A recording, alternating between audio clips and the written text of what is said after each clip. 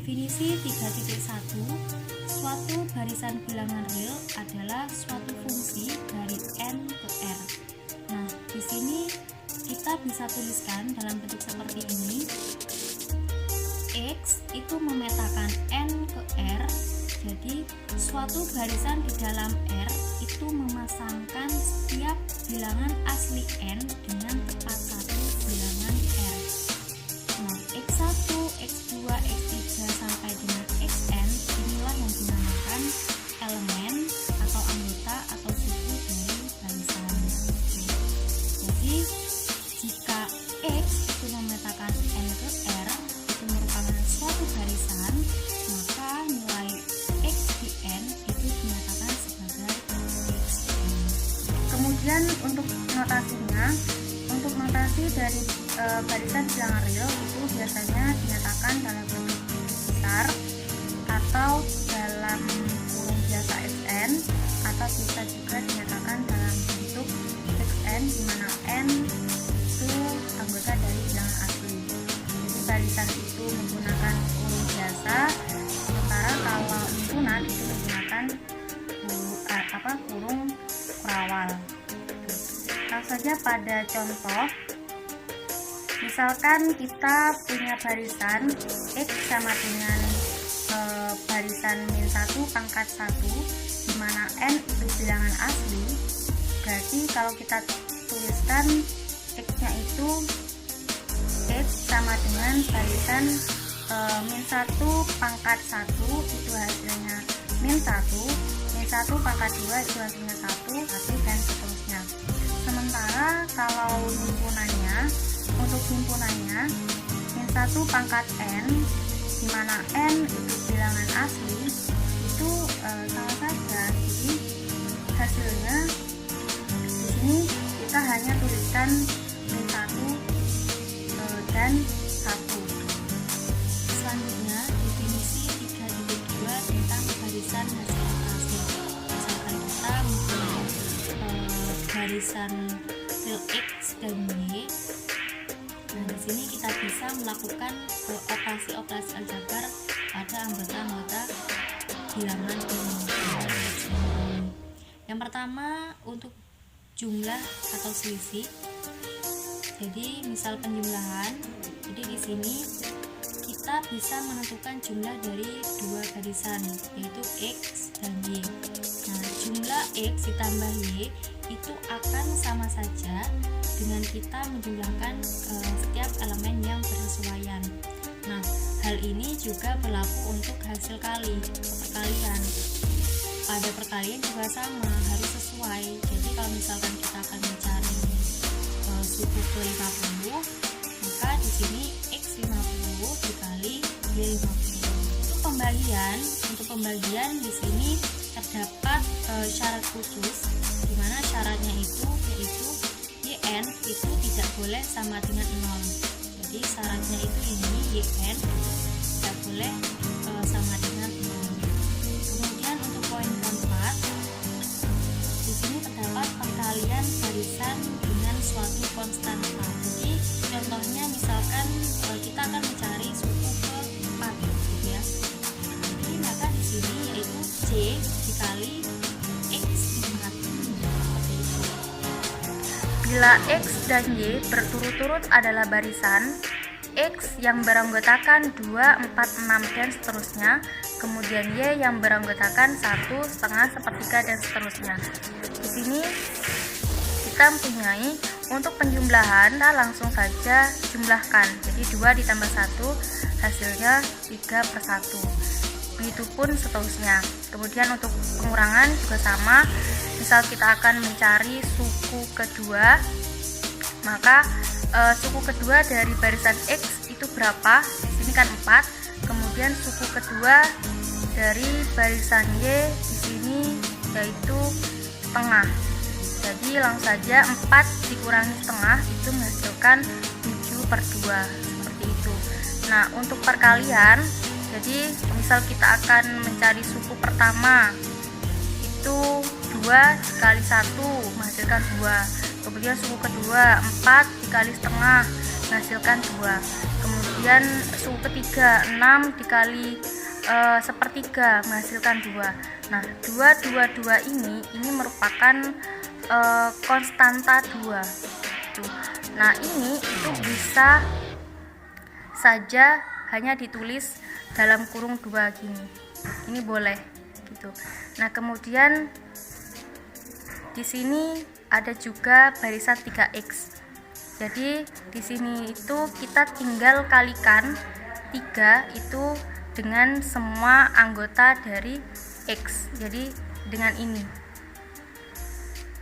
yang menghasilkan 2 dikali 3 6, 4 dikali 3 menghasilkan 12, kemudian 6 dikali 3 yaitu 18 dan seterusnya. Kemudian untuk pembagian x dibagi y di sini kalau misal kita akan mencari suku ketiga misal ya. Nah, suku ketiga dari barisan x yaitu 6, kemudian suku ketiga dari barisan y yaitu sepertiga. Maka 6 dibagi sepertiga yaitu 18. Pertama, definisi 3.3 tentang limit barisan. Diketahui xn adalah barisan bilangan real. Suatu barisan bilangan real x dikatakan sebagai limit barisan xn jika untuk setiap epsilon lebih dari 0 terdapat k epsilon elemen dari bilangan asli, sedemikian sehingga untuk setiap n lebih dari sama dengan k epsilon, maka berlaku harga mutlak xn milik x kurang dari epsilon. Selanjutnya, jika suatu barisan memiliki limit, maka dikatakan barisan tersebut konvergen. Jika barisan tersebut tidak memiliki limit, maka disebut divergen. Jika x adalah limit suatu barisan xn, maka kita dapat menyebutkan xn konvergen ke x atau xn mempunyai limit x. Nah, notasinya di sini dapat kita gunakan atau yang biasa digunakan adalah limit x sama dengan x. Maksudnya apa? Limit x ini yang menggunakan huruf x besar ini menunjukkan limit barisan. Nah, kemudian bisa juga menggunakan limit xn sama dengan x atau juga menggunakan xn mendekati n. Untuk lebih jelasnya tentang definisi 3.3 limit barisan ini, silakan simak pada penjelasan contoh soal selanjutnya. Selanjutnya kita masuk pada contoh 3.4. Buktikan bahwa limit 1 per n sama dengan 0. Nah, di sini jika kita ingin membuktikan limit 1 per n sama dengan 0, itu sama saja kita akan membuktikan mutlak 1 per n dikurangi 0 kurang dari epsilon. Nah, cara pembuktiannya adalah jika kita memiliki epsilon lebih dari 0, maka 1 per epsilon akan lebih dari 0. Berdasarkan sifat Archimedes, jika ada k anggota dari bilangan asli, sedemikian sehingga maka 1 per epsilon kurang dari k. Jika n lebih besar sama dengan k, maka 1 per n akan kurang dari sama dengan 1 per k. Kemudian untuk selanjutnya buktikan limitnya dengan cara menghitung mutlak 1 per n dikurangi 0. Ini mutlak 1 per n dikurangi 0. Kerjakan yang di dalamnya dulu. 1 per n dikurangi 0 hasilnya 1 per n. Sama dengan, ini kan masih ada mutlaknya. Nah, mutlak 1 per n itu adalah 1 per n. Nah, 1 per n di sini kurang dari sama dengan 1 per k. 1 per k di sini kurang dari epsilon.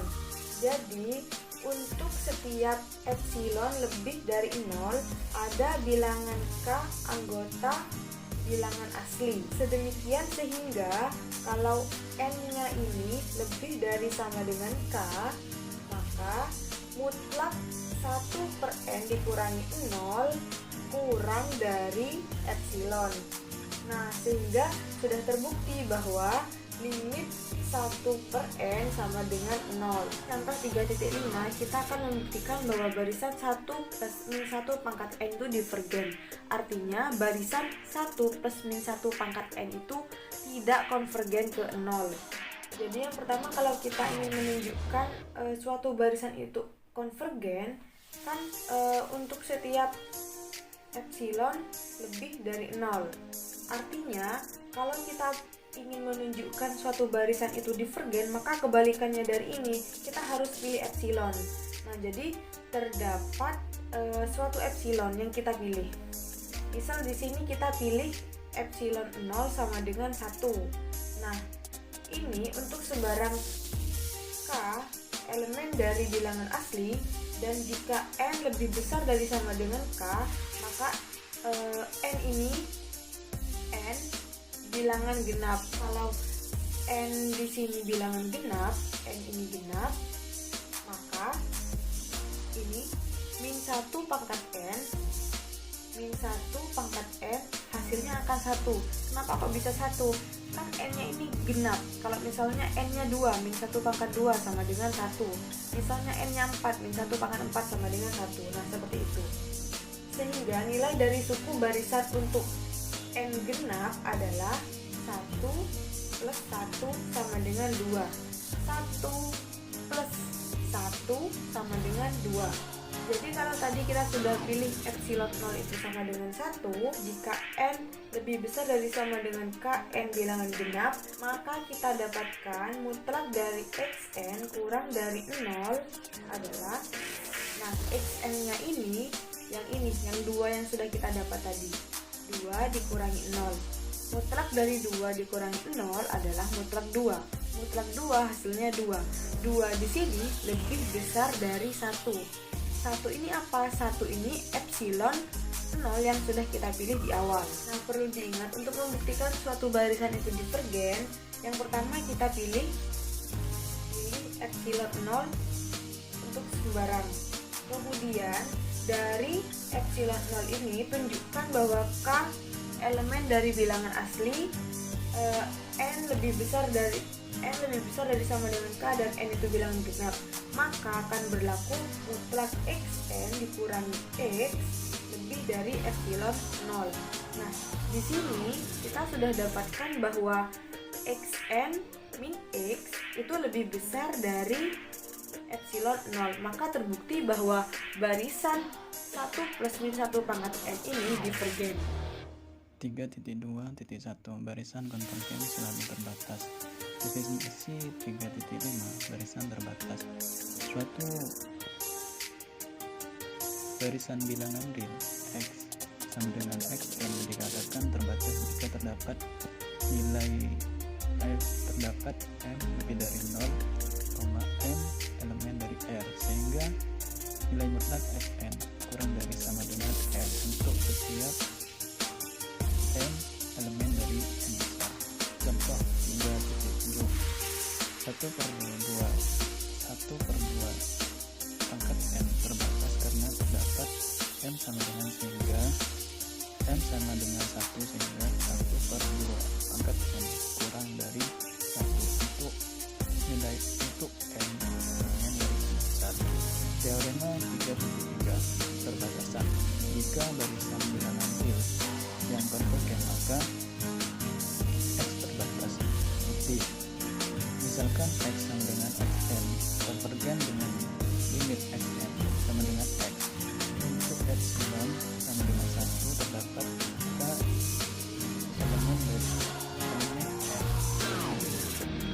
sehingga untuk n lebih dari sama dengan k berlaku nilai mutlak xn min x kurang dari 1, atau untuk setiap n lebih dari sama dengan k berlaku nilai mutlak xn kurang dari nilai mutlak x plus 1. Pilih x sama dengan susunan nilai mutlak x 1, nilai mutlak x 2 sampai nilai mutlak x 3. graf X bar 1